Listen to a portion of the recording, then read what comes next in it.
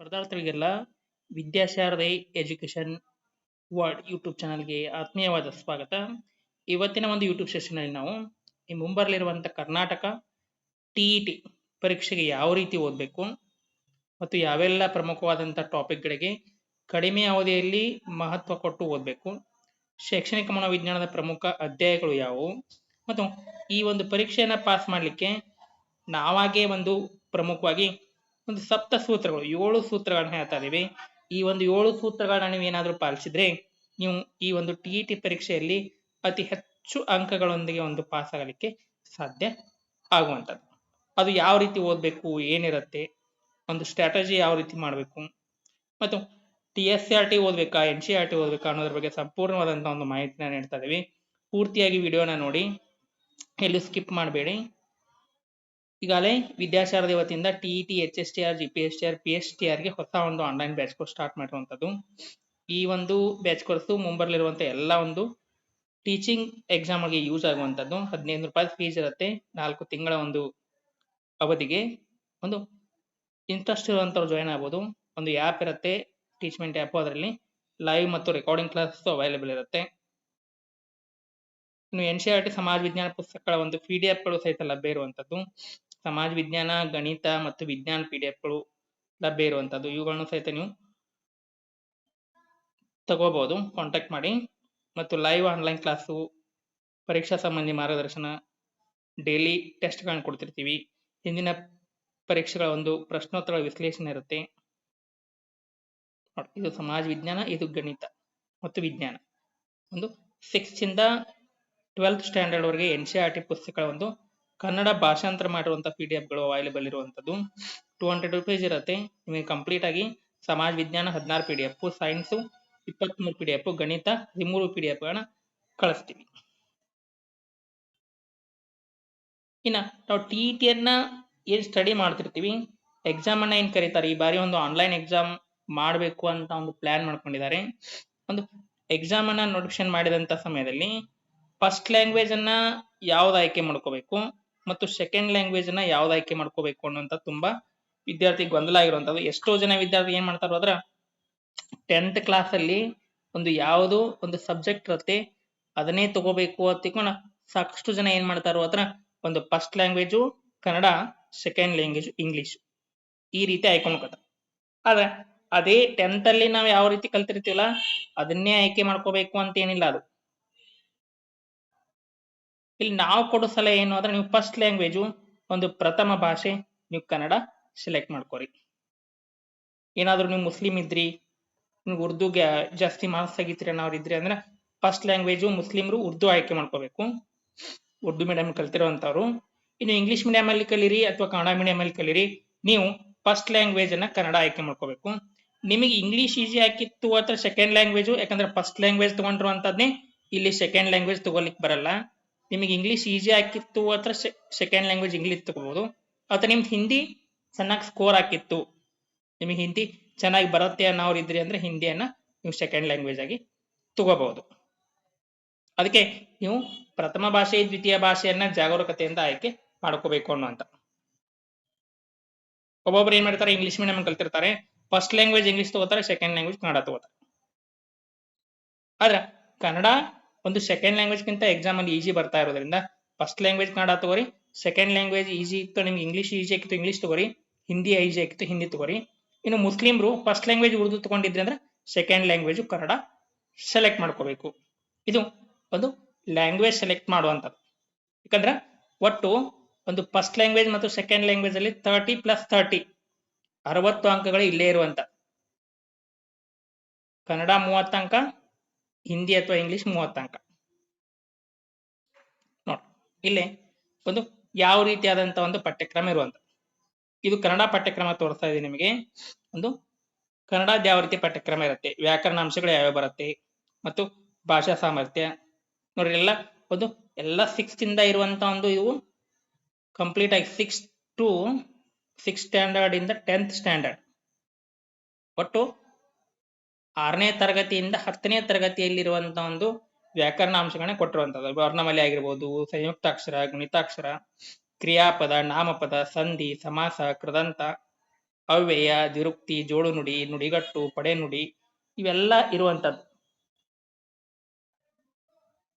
ಲಿಂಗ, ವಚನ, ವಿಭಕ್ತಿ, ಸಮಾನಾರ್ಥಕ, ನಾನಾರ್ಥಕ ಪದಗಳು, ತತ್ಸಮ ತದ್ಭವ, ಅಲಂಕಾರ, ಛಂದಸ್ಸು ಇವೆಲ್ಲ ಗ್ರಾಮರ್ ರಿಲೇಟೆಡ್ ಆದ್ರ ನೆಕ್ಸ್ಟ್ ಒಂದು ಭಾಷಾ ಸಾಮರ್ಥ್ಯಕ್ಕೆ ಸಂಬಂಧಪಟ್ಟಂತೆ ಒಟ್ಟು 15 ಅಂಕಾಂಕ ಕೇಳ್ತಾರೆ. ಇಲ್ಲಿ ಇದು ವ್ಯಾಕರಣಾಂಶ ಪ್ರಶ್ನೆಗಳು ಎಲ್ಲಿ ಬರುತ್ತೆ ಹತ್ರ ನಿಮಗೆ ಎಕ್ಸಾಮ್ ಅಲ್ಲಿ ಯಾವ್ದು ನಿಮಗೆ ಒಂದು ಗದ್ಯ,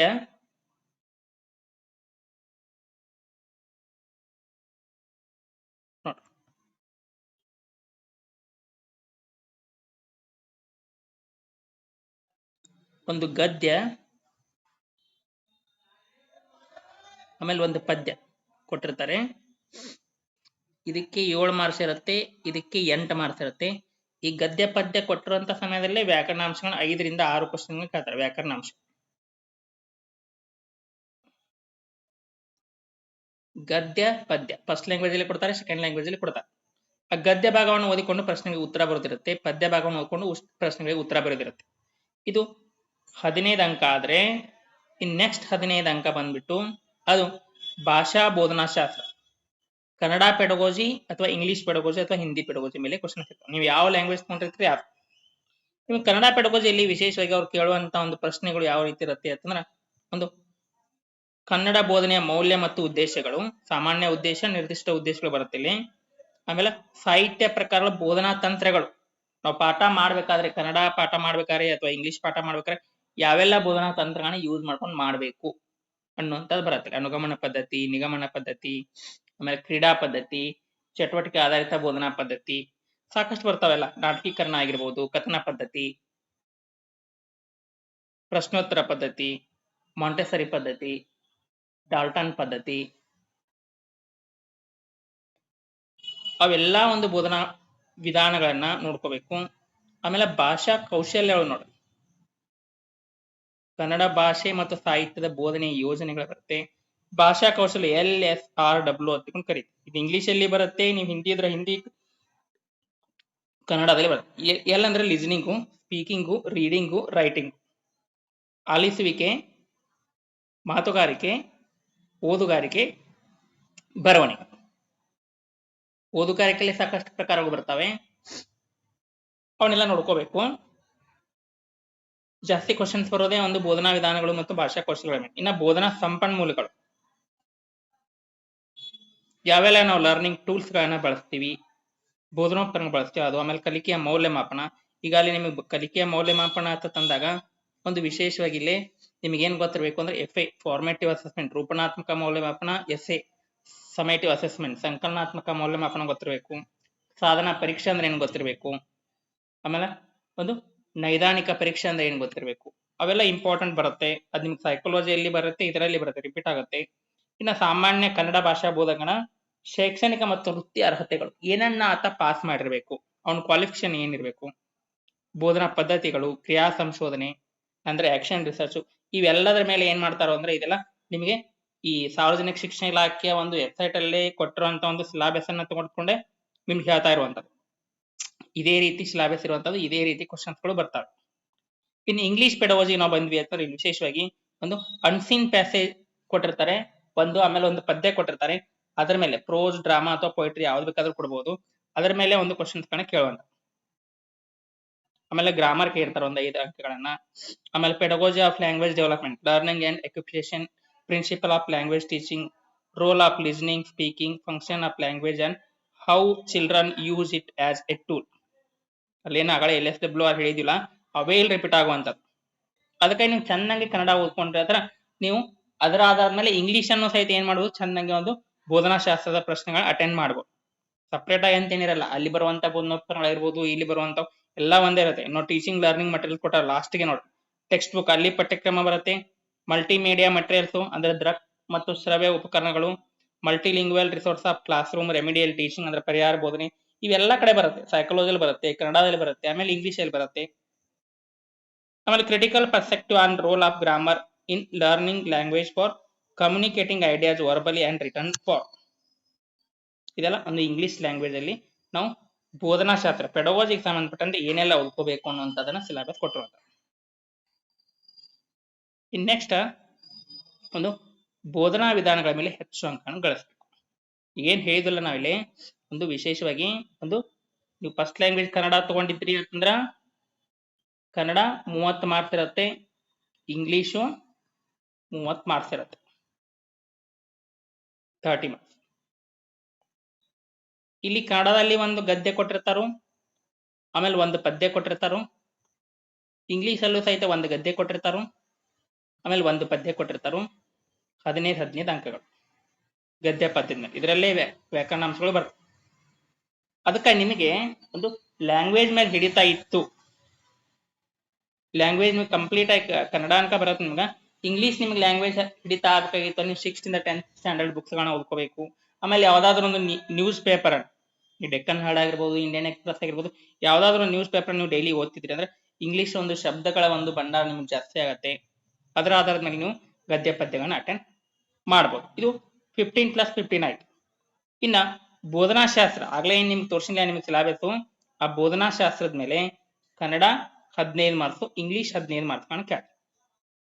ಅದಕ್ಕೆ ಇಲ್ಲೇನ್ 60 ಮಾರ್ಕ್ಸ್ ಆಯ್ತಲ್ಲ, ಈ 60 ಮಾರ್ಕ್ಸ್ ಅಲ್ಲಿ ನೀವು ಅಬೋ 45+ ತೆಗಿಲಿಕ್ಕೆ ಟ್ರೈ ಮಾಡಬೇಕು. 45ಕ್ಕಿಂತ ಜಾಸ್ತಿ ಅಂಕಣ ಇಲ್ಲೇ ತೆಗಿಲಿಕ್ಕೆ ಟ್ರೈ ಮಾಡಬೇಕು. ಅದಕ್ಕೆ ಒಂದು ಬೋಧನಾ ಒಂದು ವಿಧಾನಗಳಲ್ಲೇ ಒಂದು ಜಾಸ್ತಿ ಅಂಕಗಳನ್ನ ತೆಗಿಬೇಕು ಅನ್ನೋ. ನೋಡಿ, ಕನ್ನಡ ಭಾಷಾ ಬೋಧನೆ ಮೇಲೆ 15 ಅಂಕ, ಇಂಗ್ಲಿಷ್ ಇತ್ತು ಅಂದ್ರೆ ಇಂಗ್ಲಿಷ್ ಮೇಲೂ 15 ಅಂಕ ಇರುತ್ತೆ, ಅಥವಾ ನೀವು ಹಿಂದಿ ತಗೊಂಡಿದ್ರೆ ಸೆಕೆಂಡ್ ಲ್ಯಾಂಗ್ವೇಜ್ ಹಿಂದಿ ಮೇಲೆ 15 ಅಂಕ ಇರುತ್ತೆ. ನೀವು ಇಂಗ್ಲಿಷ್ ತಗೊಂಡಿದ್ರೆ ಇಂಗ್ಲಿಷ್ ತಗೊಂಡಿದ್ರೆ ಸೆಕೆಂಡ್ ಲ್ಯಾಂಗ್ವೇಜ್ ಇಂಗ್ಲಿಷು 15 ಅಂಕ, ನೀವು ಸೆಕೆಂಡ್ ಲ್ಯಾಂಗ್ವೇಜ್ ಹಿಂದಿ ತಗೊಂಡಿದ್ರಿ ಅಂತಂದ್ರೆ ಅದು 15 ಅಂಕ ಇರುತ್ತೆ. ಇನ್ನು ವ್ಯಾಕರಣಾಂಶ ಕನ್ನಡದಲ್ಲಿ 5-6 ಅಂಕ ಅಂದ್ರೆ ಇಂಗ್ಲಿಷಲ್ಲಿ 5 ಅಂಕ ಕೇಳ್ತಾರೆ. ಇನ್ನು ಗದ್ಯ ಪದ್ಯ ಭಾಗದ ಮೇಲೆ 10 ಅಂಕಗಳು ಇರ್ತವೆ. ಟೋಟಲ್ 30 ಅಂಕಗಳನ್ನು ಕೇಳ್ತಾರೆ. ಗದ್ಯ ಪದ್ಯದ ಮೇಲೆ 10 ಅಂತಂದ್ರೆ ಭಾಷಾ ಸಾಮರ್ಥ್ಯದ ಮೇಲೆ 15 ಅಂಕ ಇರುತ್ತೆ, ವ್ಯಾಕರಣಾಂಶ 5ರಿಂದ 6 ಕ್ವಶನ್ ಇರುತ್ತೆ. ಅದಕ್ಕೆ ಒಂದು ಬೋಧನಾ ವಿಧಾನಗಳಲ್ಲಿ ಅಂದ್ರೆ ಫಸ್ಟ್ ಲ್ಯಾಂಗ್ವೇಜ್ ಸೆಕೆಂಡ್ ಲ್ಯಾಂಗ್ವೇಜ್ ಏನ್ ನೀವು ತಗೊಂಡಿರ್ತಿಲ್ಲ ಅಲ್ಲೇ ಜಾಸ್ತಿ ಅಂಕಗಳನ್ನು ತೆಗೀರಿ.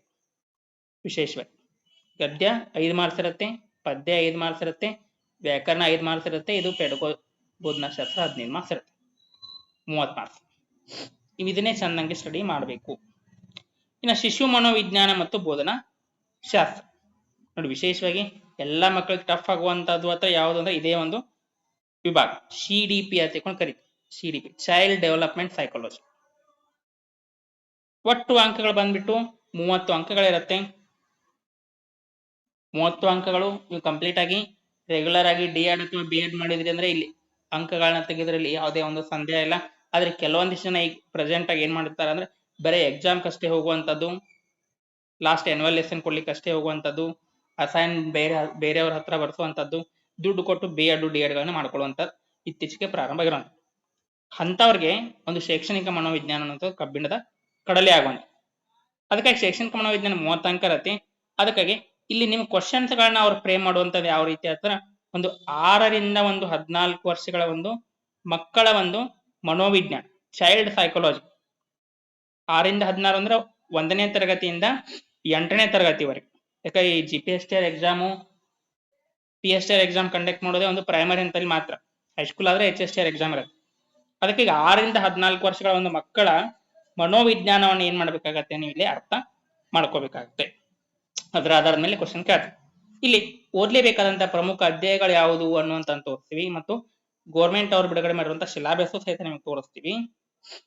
ಏನೇನನ್ನ ಓದ್ಕೋಬೇಕು. ಪ್ರಮುಖವಾಗಿ ಶಿಶು ಮನೋವಿಜ್ಞಾನ ಮತ್ತು ಬೋಧನಾ ಶಾಸ್ತ್ರದಲ್ಲಿ ನಾವು ಓದ್ಲೇಬೇಕಾದಂತಹ ಪ್ರಮುಖ ಅಧ್ಯಾಯಗಳು ಅಂತ ತಂದಾಗ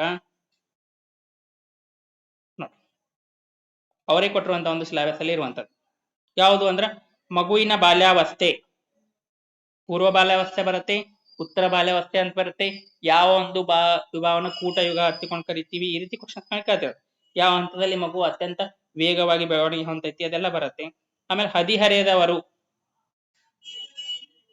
ಹದಿಹರೆಯದವರು ಸಾಹಸ ಪ್ರವೃತ್ತಿ ಕಂಡು ಬರುವಂತದ್ದು, ಗುಂಪುಗಳನ್ನ ರಚನೆ ಮಾಡ್ಕೊಳ್ಳುವಂತ ಕಂಡು ಬರುವಂತದ್ದು, ಮತ್ತು ಹುಡುಗರಿಗೆ ಹುಡುಗಿಯರ ಮೇಲೆ ಆಕರ್ಷಣೆ ಆಗುವಂತದ್ದು, ಹುಡುಗಿಯರಿಗೆ ಹುಡುಗರ ಮೇಲೆ ಆಕರ್ಷಣೆ ಆಗುವಂತದ್ದು, ಅದೆಲ್ಲ ಹದಿಹರೆಯದಲ್ಲಿ ಕಾಣುತ್ತೆ. ಅಂದ್ರೆ 13ನೇ ಏಜ್ ಇಂದ ಸ್ಟಾರ್ಟ್ ಆಗಿ 19ನೇ ಏಜ್ ವರೆಗೆ ಇರುವಂತ ಒಂದು ಮಕ್ಕಳನ್ನ ಎಡೋಲೆಸೆನ್ಸ್ ಏಜ್ ಅಂತ ಹದಿಹರೆಯದವರು. ಈ ಟಾಪಿಕ್ ಮೇಲೆ ಜಾಸ್ತಿ ಕ್ವಶನ್ ಫ್ರೇಮ್ ಮಾಡ್ತಾರೆ. ಇನ್ನು ವೈಯಕ್ತಿಕ ಭಿನ್ನತೆಗಳು, ಇಂಡಿವಿಜುವಲ್ ಡಿಫರೆನ್ಸಸ್, ಯಾಕಂದ್ರೆ ಒಬ್ಬರಿದ್ದಂತೆ ಇನ್ನೊಬ್ರು ಇರಲ್ಲ. ಒಂದೇ ತಾಯಿ ಹೊಟ್ಟೆಯಲ್ಲಿ ಜನಿಸಿರುವಂತ ಒಂದು ಮಕ್ಕಳು ಸಹಿತ ಎತ್ತರದಲ್ಲಿ ಆಗಿರ್ಬೋದು, ಬುದ್ಧಿಮತ್ತೆಯಲ್ಲಿ ಆಗಿರ್ಬೋದು, ನೋಡುವಂತ ಒಂದು ಆಕಾರದಲ್ಲಿ ಒಂದೇ ರೀತಿ ಇದ್ರು ಸಹಿತ ಸಾಕಷ್ಟು ಡಿಫ್ರೆನ್ಸ್ ಕಾಣ್ತೀವಿ. ಇಂಡಿವಿಜುವಲ್ ಡಿಫ್ರೆನ್ಸ್ ಹತ್ತಿಕೊಂಡು ಬರುತ್ತೆ. ಆಮೇಲೆ ಸಮನ್ವಯ ಶಿಕ್ಷಣ ನೋಡಿ, ಎಲ್ಲ ಇಂಪಾರ್ಟೆಂಟ್ ಟಾಪಿಕ್ಗಳೇ ಹೇಳ್ತಾ ಇರುವಂತ. ಸಮನ್ವಯ ಶಿಕ್ಷಣ, ಇನ್ಕ್ಲೂಸಿವ್ ಎಜುಕೇಶನ್ ಅಂತ ಕರಿತೀವಿ. ಸಮನ್ವಯ ಅಂದ್ರೆ ಒಂದು ಗಂಡು ಮಕ್ಕಳು ಹೆಣ್ಣು ಮಕ್ಕಳು ಕೂಡೇ ಸಾಲಿನ, ಈ ಮುಂಚೆ ನೀವು ಹಳೆ ಸ್ಕೂಲ್ಗಳ ನೋಡ್ರಿ ಸಪ್ರೇಟ್ ಆಗಿ ಸರ್ಕಾರಿ ಕನ್ನಡ ಗಂಡು ಮಕ್ಕಳ ಶಾಲೆ, ಸರ್ಕಾರಿ ಹೆಣ್ಣು ಮಕ್ಕಳ ಒಂದು ಶಾಲೆ, ಈ ರೀತಿ ಇರ್ತಿದ್ವು. ಆದ್ರೆ ಹಂಗಿಲ್ಲ, ಸಮನ್ವಯ ಶಿಕ್ಷಣ, ಇನ್ಕ್ಲೂಸಿವ್ ಎಜುಕೇಶನ್ ಅಂದ್ರೆ ಗಂಡು ಮಕ್ಕಳು ಮತ್ತು ಹೆಣ್ಣು ಮಕ್ಕಳು ಕೂಡೇ ಶಾಲೆಯನ್ನ ಕಲಿಯುವಂತದ್ದು ಈಗ ಪ್ರೆಸೆಂಟ್ ಇರುವಂತ. ಇವೆಲ್ಲ ಇಂಪಾರ್ಟೆಂಟ್ ಟಾಪಿಕ್ಗಳು ಶೈಕ್ಷಣಿಕ ಮನೋವಿಜ್ಞಾನದಲ್ಲಿ ಇಲ್ಲಿ ತೋರಿಸ್ತಾ ಇರುವಂತ ಎಲ್ಲ ಇಂಪಾರ್ಟೆಂಟ್ ಟಾಪಿಕ್ಗಳು.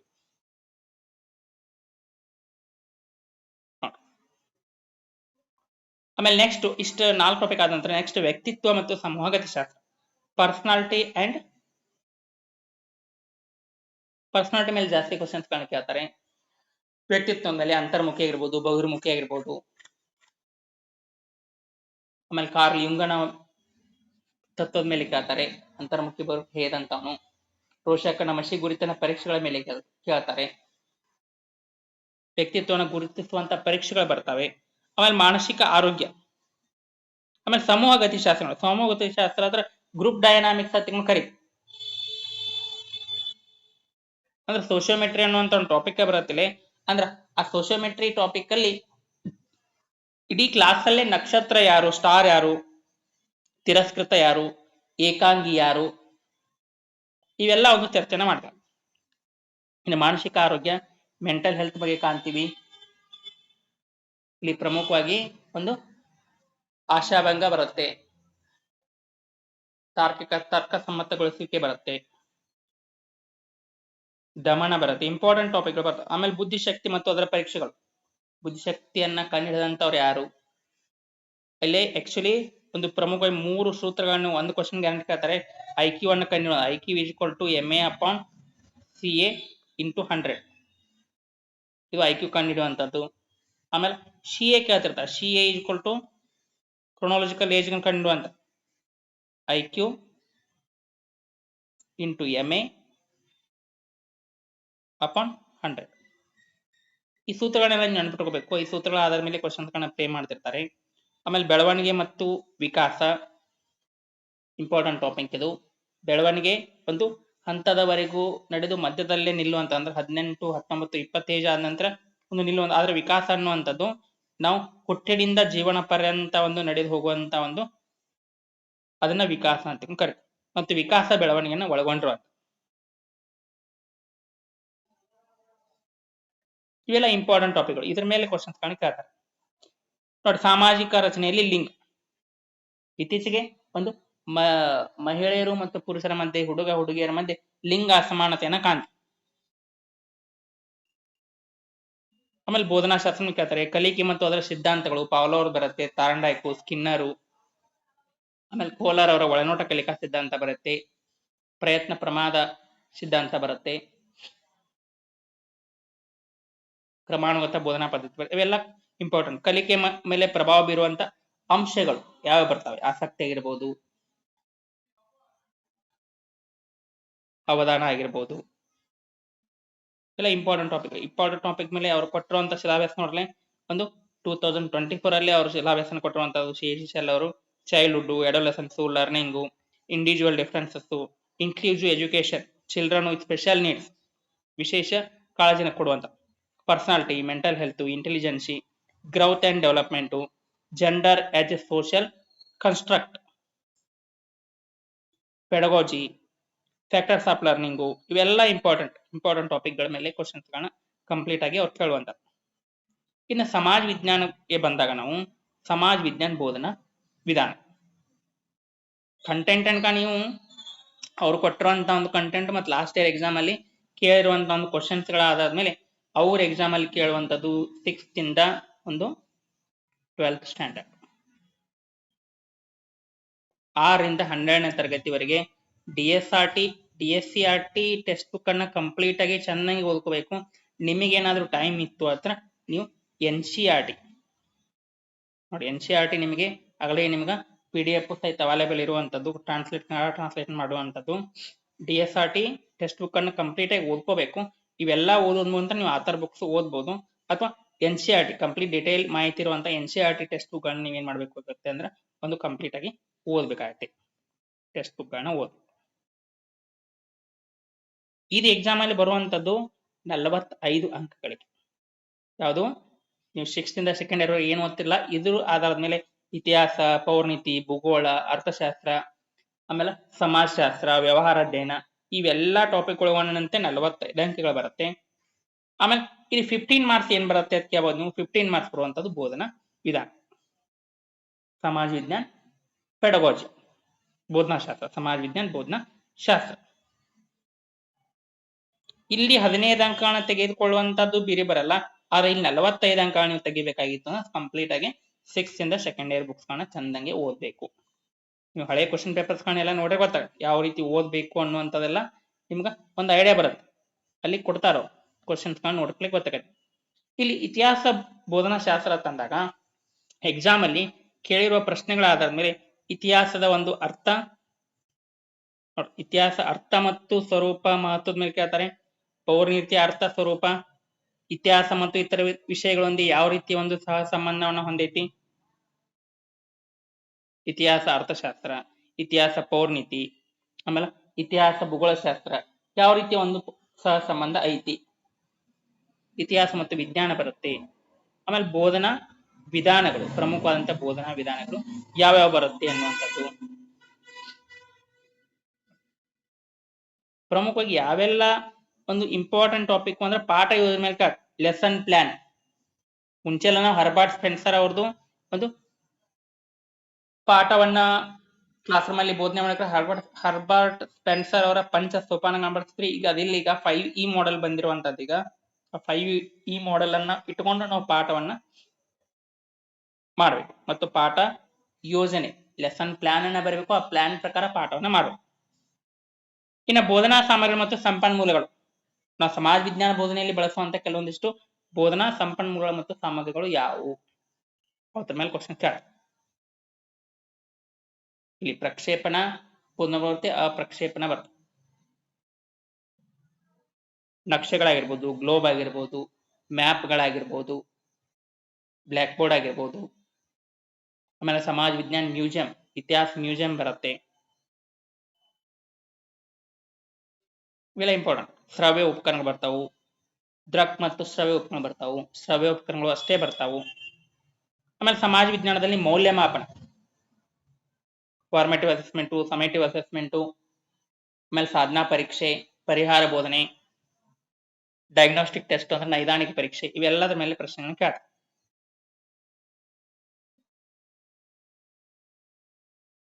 ಅದಕ್ಕಾಗಿ ಇವೆಲ್ಲ ಇಂಪಾರ್ಟೆಂಟ್ ಟಾಪಿಕ್ ಗಳನ್ನ ನೋಡ್ಕೋಬೇಕಾಗ್ತದೆ. ಇನ್ನು ಸಮಾಜ ವಿಜ್ಞಾನದಲ್ಲಿ ಬೋಧನಾ ವಿಧಾನಗಳು ಅಥವಾ ಪದ್ಧತಿಗಳು ಕೇಳ್ತಾರೆ. ಚರ್ಚಾ ಪದ್ಧತಿ ಕೇಳಬಹುದು ಎಕ್ಸಾಮ್ ಅಲ್ಲಿ, ಚರ್ಚಾ ಪದ್ಧತಿ ಮೇಲೆ ಕೇಳಬಹುದು. ಚರ್ಚಾ ಪದ್ಧತಿಯಲ್ಲಿ ಪ್ರಕಾರ ಬರ್ತವೆ ಔಪಚಾರಿಕ ಚರ್ಚೆ, ಅನೌಪಚಾರಿಕ ಚರ್ಚೆ ತಿಳ್ಕೊಂಡ, ಯೋಜನಾ ಪದ್ಧತಿ, ಪ್ರೊಜೆಕ್ಟ್ ಮೆಥಡು, ಮೂಲಾಧಾರ ಪದ್ಧತಿ ಇತಿಹಾಸದಲ್ಲಿ ಬರುವಂತದ್ದು, ಸಮಸ್ಯೆ ಪರಿಹಾರ ವಿಧಾನ ಬರುತ್ತೆ, ಕ್ಷೇತ್ರ ಅಧ್ಯಯನ ಫೀಲ್ಡ್ ಟ್ರಿಪ್ ಬರುತ್ತೆ, ಮೂಲಾಧಾರ ಪದ್ಧತಿ ಬರುತ್ತೆ. ಇವೆಲ್ಲ ಇಂಪಾರ್ಟೆಂಟ್. ನ್ಯಾಯ ಪರಿಶೋಧನಾ ಪದ್ಧತಿ ಬರುತ್ತೆ, ಪೌರ್ಣಿತಿಯಲ್ಲಿ ವೀಕ್ಷಣಾ ಪದ್ಧತಿ ಬರುತ್ತೆ, ಸಂದರ್ಶನ ಚಟುವಟಿಕೆ ಆಧಾರಿತ ಬೋಧನಾ ಪದ್ಧತಿ, ಇವೆಲ್ಲ ಇಂಪಾರ್ಟೆಂಟ್ ಟಾಪಿಕ್ ಮೇಲೆ ಕಂಪಲ್ಸರಿ ಎಕ್ಸಾಮ್ ಅಲ್ಲಿ ಬರುತ್ತೆ. ನೋಡ್ರಿ, ಅವರೇ ಕೊಟ್ಟಿರುವಂತಹ ಒಂದು ಸಮಾಜ ವಿಜ್ಞಾನ ಬೋಧನಾ ಶಾಸ್ತ್ರದ ಒಂದು ಸಿಲೆಬಸ್. ಸಮಾಜ ವಿಜ್ಞಾನದ ಅರ್ಥ, ಸ್ವರೂಪ, ವ್ಯಕ್ತಿ, ಮಹತ್ವ. ಮುಂಚೆ ಇದೆಲ್ಲ ಇತಿಹಾಸ ಕೊಡ್ತಿದ್ರಿ, ಸಮಾಜ ವಿಜ್ಞಾನ ಕೊಡತಾರ. ಸಮಾಜ ವಿಜ್ಞಾನ ವಿಷಯದ ಬೋಧನಾ ಉದ್ದೇಶಗಳು, ಇಲ್ಲಿ ಸಾಮಾನ್ಯ ಉದ್ದೇಶಗಳು ಬರುತ್ತೆ, ಆಮೇಲೆ ನಿರ್ದಿಷ್ಟ ಉದ್ದೇಶ ಬರುತ್ತೆ. ಸಾಮಾನ್ಯನು ಬರ್ತಾವು, ನಿರ್ದಿಷ್ಟನು ಬರ್ತಾವ. ಸಾಮಾನ್ಯ ಆಮೇಲೆ ನಿರ್ದಿಷ್ಟ ಬೋಧನಾ ಉದ್ದೇಶಗಳು ಸಹಿತ ಬರ್ತವೆ.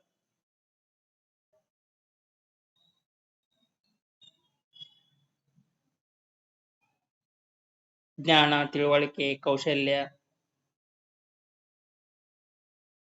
ಕನ್ನಡದಲ್ಲಿ ಏನ್ ಬಂದಿರ್ತಲ್ಲ ಅವೇ ಬರ್ತಾವ. ಇಲ್ಲಿ ಒಂದ್ ಸ್ವಲ್ಪ ಚೇಂಜಸ್ ಆಗುತ್ತೆ ಅಷ್ಟೇ. ಇನ್ನ ಸಮಾಜ ವಿಜ್ಞಾನ ಬೋಧನಾ ತಂತ್ರಗಳು ಮತ್ತು ವಿಧಾನ, ಆಗಲೇ ವಿಧಾನಗಳು ಯಾವ ಬರ್ತಾವ. ಇನ್ನ ಬೋಧನಾ ಕೌಶಲ್ಯಗಳು, ಪಾಠ ಯೋಜನೆ, ಬೋಧನಾ ವಿನ್ಯಾಸ, ಟೀಚಿಂಗ್ ಸ್ಟೈಲ್ ಅಂತ ಬರುತ್ತೆ. ಸಮಾಜ ವಿಜ್ಞಾನ ಬೋಧನಾ ಮತ್ತು ಕಲಿಕಾ ಸಂಪನ್ಮೂಲ, ಕಲಿಕೋಪಕರಣಗಳು.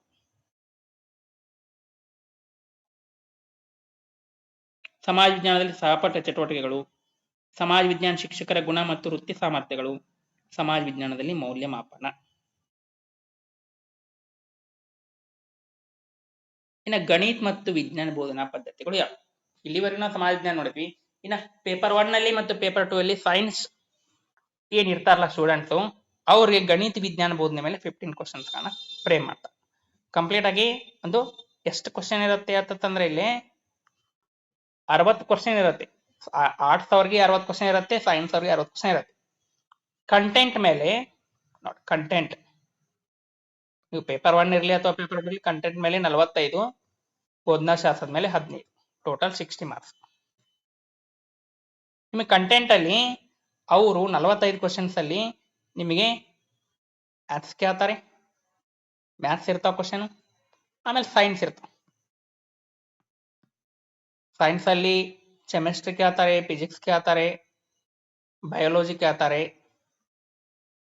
ಇವೆಲ್ಲ ಕ್ವಶನ್ಸ್ ಇರ್ತಾವ. ಟೋಟಲ್ ಕಂಟೆಂಟ್ 45, 15 ಬೋಧನಾ ಶಾಸ್ತ್ರ.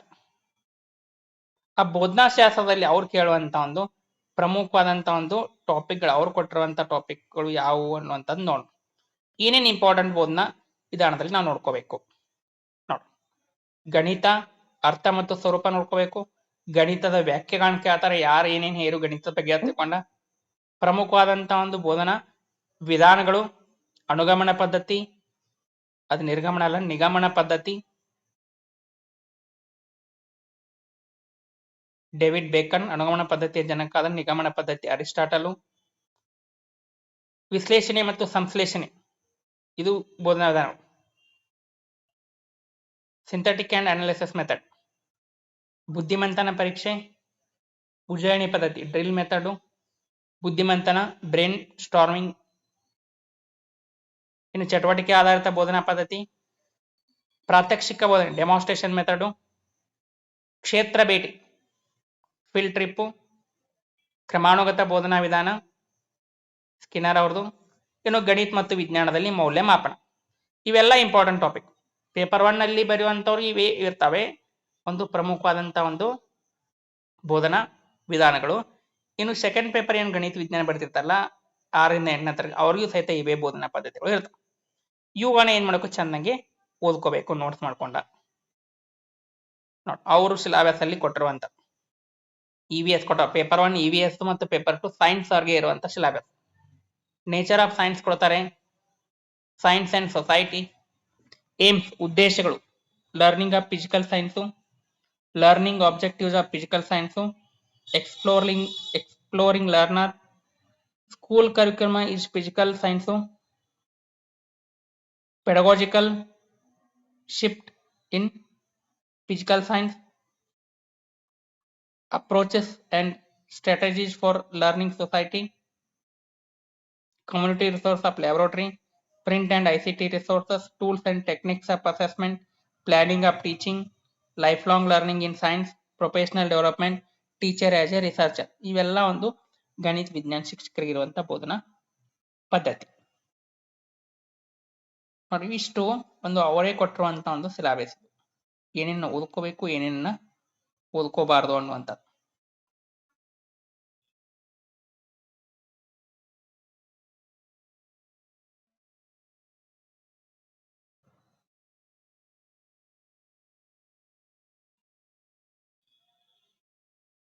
ನೋಡಿ, ಇಷ್ಟಿದ್ದು ಇವತ್ತಿನ ಒಂದು ಕ್ಲಾಸು. TET ಯಾರೆಲ್ಲ ಕ್ಲಿಯರ್ ಮಾಡ್ಕೊಂಡಿಲ್ಲ, ಭಾಳ ಜನ ಮೆಸೇಜ್ ಮಾಡ್ತೀರಿ TET ಕ್ಲಿಯರ್ ಆಗಿಲ್ಲ ಹತ್ತಿಕೊಂಡ. ನೀವು ಈ ರೀತಿ ಒಂದು ಸ್ಟ್ರಾಟಜಿಯನ್ನು ಹಾಕೊಂಡು ನೀವು ಅಧ್ಯಯನ ಮಾಡಿದಾಗ ಕಂಪ್ಲೀಟ್ ಆಗಿ ಒಂದು ಎಕ್ಸಾಮ್ ಅಲ್ಲಿ ಸಕ್ಸಸ್ ಆಗಲಿಕ್ಕೆ ಸಾಧ್ಯ ಆಗುವಂಥದ್ದು. ಇವು NCERT ಬುಕ್ಸ್ PDF ಗಳು. ಸಮಾಜ ವಿಜ್ಞಾನ 16 PDF ಇರುತ್ತೆ, ಸೈನ್ಸ್ 23 PDF ಅವೈಲೇಬಲ್ ಇರುವಂಥದ್ದು. ಮ್ಯಾಥ್ಸ್ ಬಂದ್ಬಿಟ್ಟು ನಿಮಗೆ 13 PDF ಅವೈಲೇಬಲ್ ಇರುವಂಥದ್ದು. 200 ರೂಪೀಸ್ ಇರುತ್ತೆ. ನೀವು ಇಂಟ್ರೆಸ್ಟ್ ಇದ್ದಂಥವ್ರು ತಗೋಬಹುದು, ಅಥವಾ ನಾವು DSRT ನೀವು ಓದ್ತೀವಿ ಅನ್ನುವಂಥವ್ರು ಅದನ್ನು ಓದ್ಬೋದು. ಅದು ಓದಿ ಮುಗಿಸಿದ ನಂತರ ಇವುಗಳನ್ನು ಓದಲೇಬೇಕಾಗುತ್ತೆ, ಯಾಕಂದ್ರೆ ಸಿಲೆಬಸ್ ಅಲ್ಲಿ ಅದೇ ರೀತಿ ಇರುವಂತ. ನಿಮಗೆ ಕಂಟೆಂಟ್ ಸಿಲೆಬಸ್ ತೋರಿಸಿಲ್ಲ ನಾನು ನಿಮ್ಗೆ. ಕಂಟೆಂಟ್ ಸಿಲೆಬಸ್ ಅಲ್ಲಿ ಕಂಪ್ಲೀಟ್ ಆಗಿ ಅವರು NCERT ಸಿಲೆಬಸ್ ಅನ್ನು ಕೊಟ್ಟಿರುವಂತ. ನೋಡಿ, ನೀವು ಫ್ರಂಟ್ ಪೇಜ್ ನೋಡಿದ್ರೆ ಗೊತ್ತಾಗುತ್ತೆ NCERT ಯಾವ ರೀತಿ, ಅದೇ ರೀತಿಯು ಒಂದು ಫ್ರಂಟ್ ಪೇಜ್ ಅಲ್ಲೂ ಸಹಿತ ಇರುವಂತ. ಇದು ಆನ್ಲೈನ್ ಕ್ಲಾಸಸ್ ಬ್ಯಾಚ್ ಕೊಡ್ತು, ಇಂಟ್ರೆಸ್ಟ್ ಇರುವಂತವ್ರು ಜಾಯಿನ್ ಆಗಬಹುದು. 4 ಮಂತ್ಸ್ಗೆ 1500 ಇರುತ್ತೆ. Daily live class, recording class, quiz, notes ಎಲ್ಲ ಕೊಡ್ತೀವಿ. ಇದಿಷ್ಟು ಇವತ್ತಿನ ಕ್ಲಾಸು. ಇನ್ನೂ ಯಾರೆಲ್ಲ ನಮ್ಮ ಚಾನಲ್ಗೆ ಜಾಯಿನ್ ಆಗಿಲ್ಲ ಒಂದು ಚಾನಲ್ನ ಸಬ್ಸ್ಕ್ರೈಬ್ ಮಾಡಿ, ಲೈಕ್ ಮಾಡಿ, ನಿಮ್ಮ ಫ್ರೆಂಡ್ಸ್ಗೆ ಒಂದು ವಿಡಿಯೋನ ಶೇರ್ ಮಾಡಿ ಅಂತ ತಿಳಿಸ್ತಾ ಎಲ್ಲರಿಗೂ ಧನ್ಯವಾದಗಳು.